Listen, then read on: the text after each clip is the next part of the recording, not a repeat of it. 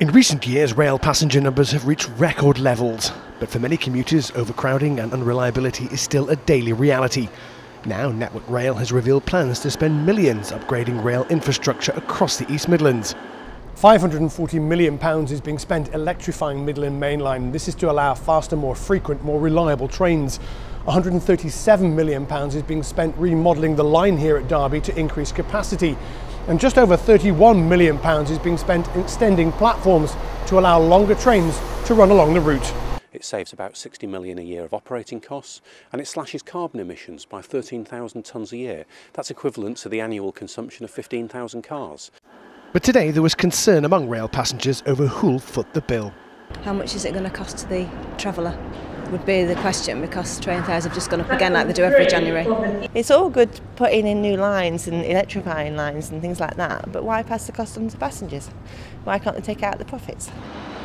So if rail prices do go up, will people switch to other forms of transport? At this bus station in Nottingham, there were mixed views. I prefer the coach, but if the train was more reliable, then because it's faster, then I would get the train. The train is always the best, but the fare, I would like to use the bus instead.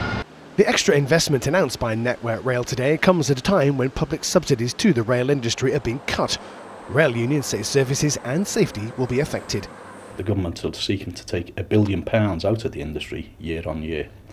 For that to happen, then there's going to have to be cuts to services, increases in fares, and also a lessening of the safety regimes and inspections.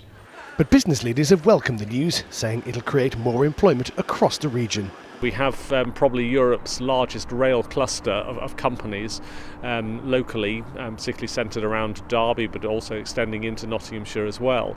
And obviously a lot of those companies will be pitching for this work, and we hope that that will create more jobs here locally.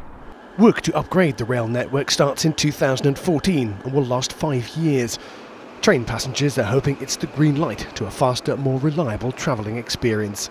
Phil Brewster for Central Tonight.